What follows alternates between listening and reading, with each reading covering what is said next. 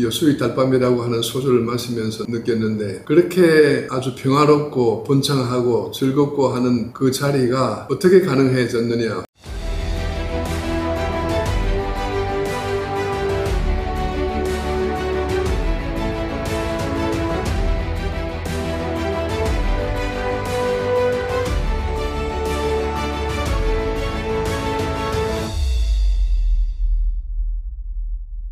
안녕하세요, 이사장님. 안녕하십니까. 반갑습니다. 네, 반갑습니다. 오늘은 지난번에 이어서, 지난번에는 남해 이순신 유적지를 저희들이 둘러보고 토크쇼를 했는데, 오늘은 이제 여수에 있는 이순신 장군의 유적지를 둘러보셨는데, 여수 유적지에 대해서 오늘 좀 이야기를 나누고 싶습니다. 남해는 지금 행정구역상 경상남도고, 그 바로 옆에 붙어 있는 1시간 남짓한 거리에는 이제 여수는 전라남도지 않습니까? 그렇죠. 근데 참 저도 느낀 게, 이 남해 사람들하고 이야기할 때는 경상도 투박한 이야기를 듣다가 이 여수 갔더니 1시간 거리인데 그 전라도의 또 사투리를 또 구수하게 듣고 하면서 참 신기하구나 하는 생각도 좀 하고 했는데, 이순신 장군이 여수에서 삼도 수군 통제사를 하시면서 처음에 이제 전라 자수영에 이제 자수사를 하셨잖아요. 그렇게 하셨는데, 이순신이 하신 말씀 중에서 호남이 없으면 나라가 없다, 만약 호남이 없다면 뭐 나라가 없다, 뭐 이런 식의 말씀을 하셨지 않습니까? 그래서 사실 이제 바로 옆에는 영남이고 또 위에는 충청도인데, 이순신 장군께서 그 말씀을 하신 게 뭐 호남만 싸고 돌고 이러려고 한 게 아니고 무슨 또 깊은 뜻이 있으실 것 같은데, 그 말씀을 하시게 된 배경이 뭡니까? 이순신은 뭐니 해도 군사 전략가 아닙니까? 그러면은 뭐 천문지리 다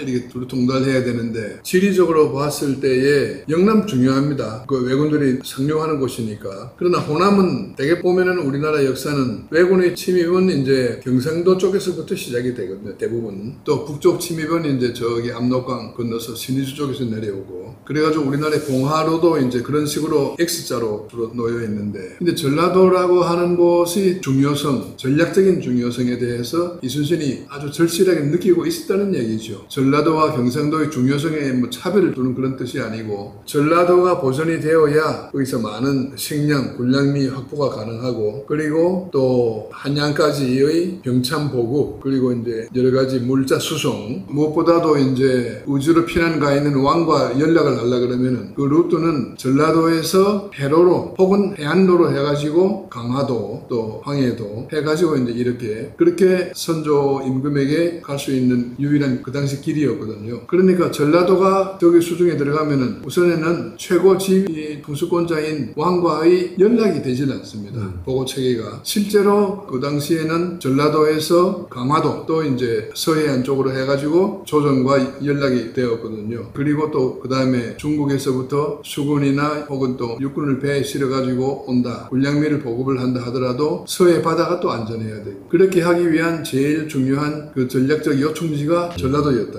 그래서 말한 것이지 그분이 전라도하고 경상도 무슨 편들고 그런 것은 아니었죠.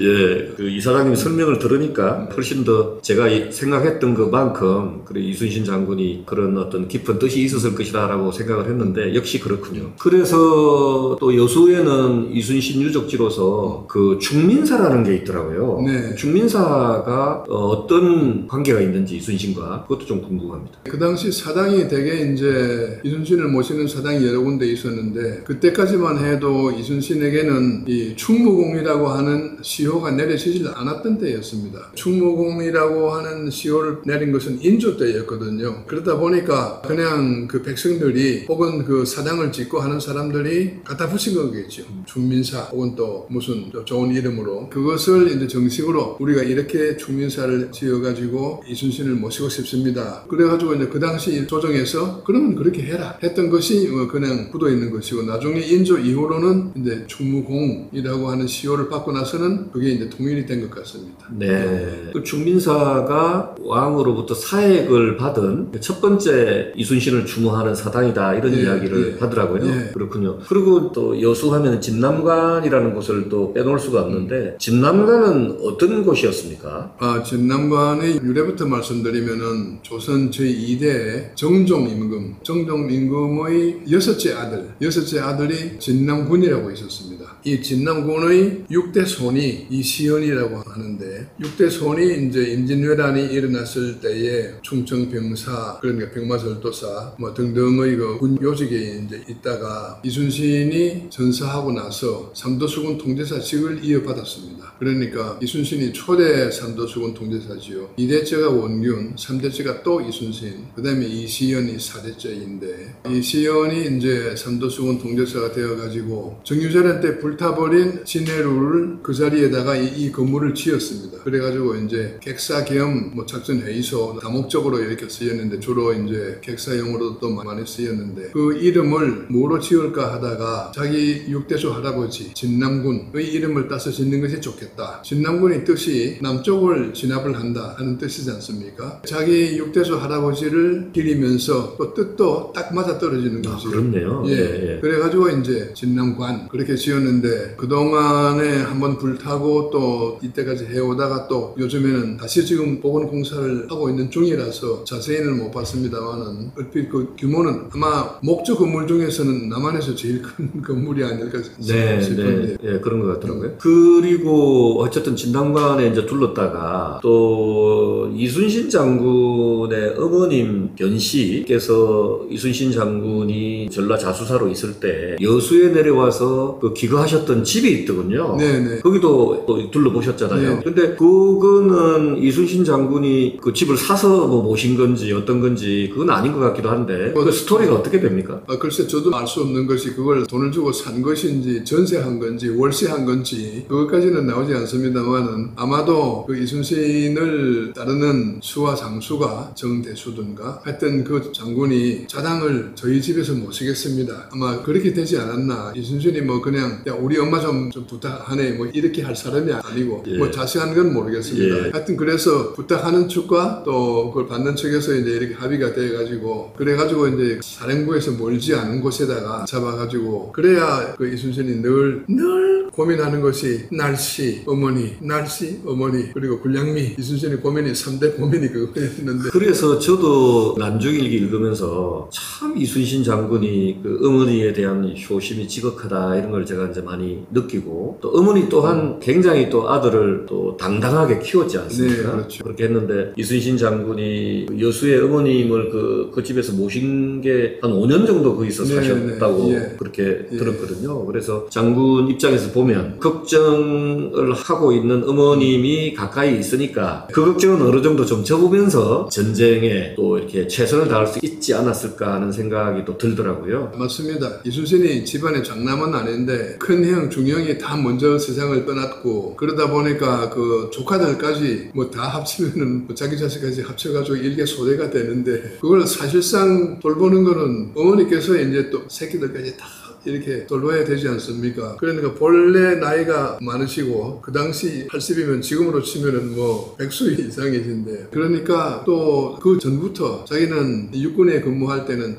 함경도, 동구비보, 건원보, 뭐 조산보 이런 데만 있었지 않습니까? 그러다 보니 이제 나이 들어가지고 형들도 다 떠나고 내가 이제 이걸 모셔야 되는데 그 뭐 아산에 있으면 뭘 합니까? 그래가지고 이렇게 가까이 모셔오게 된 것이고 그 효심은 정말 대단한 것이죠. 예, 그래서 저도 참 감동을 받았는데 한편으로는 그런 생각이 들더라고요. 어머님이 이순신 장군이 전사하기 약 1년 전에 돌아가셨잖아요. 거의. 네네. 그래서 어머님께서 장군의 죽음의 소식을 듣지 않고 그래도 조금 1년이라도 먼저 가신 게 그나마 참 어떻게 보면은 뭐 위안이 된다고 그럴까요? 그래서 어머님 이 자식에 대한 사랑 이런 걸 생각을 해보면 만약에 장군께서 돌아가셨다는 것을 어머님이 아시는 상황이라면 어머님도 아마 마음이 아파서 오래 살지 못했을 것 같은 생각 그런 생각이 들더라고요. 어머니가 돌아가신 것이 아들이 이제 화식이 되어가지고 한양에 잡혀갔다, 수감이 되었다 하는 그 소식을 듣고 부랴부랴 아들 면회를 오다가 그렇게 된 거 아닙니까? 예. 그러면서 이제 결국 돌아가셨는데 말씀하신 것처럼 당연하지요. 윗사람이 먼저 가야지요. 이순신의 경우에는 자기 아들 면이 먼저 죽었지 않습니까? 이순신이 그 독백이 있습니다. 내가 죽고 네가 살아야 되는데 네가 먼저 가고 내가 있으니 세상이 이렇게 거꾸로 될 수가 있느냐 했듯이 천리라고 하는 거는 윗사람이 먼저 가고 그 다음에 따라가는 것이 그것이 천리이죠. 어쨌든 난중일기에 아들 면이 죽었을 때 이순신 장군의 그 피를 토하는 그 심정으로 썼던 내용을 보면서 저도 정말 이제 가슴이 찡하고 그렇게 했는데, 오는 거는 세상이 사람이 태어나는 거는 순서가 있지만 아들 면이 갑자기 그렇게 뭐 죽은 것처럼 또 가는 데는 또 순서가 없으니까 그게 참 인생의 묘한 부석 아닌가 하는 생각도 듭니다. 예. 오늘 어쨌든 지난번에 남해의 이순신 유적지 이야기를 좀 했고, 그 다음에 오늘 또 여수 이순신 유적지에 대한 이야기를 또 짧게나마 또 했는데, 하여튼 다음에 또 우리뿐만이 아니라 많은 분들과 함께 가서 이순신의 그 애국 충정을 느낄 수 있는 날이 왔으면 좋을 것 같습니다. 저도 이번에 가가지고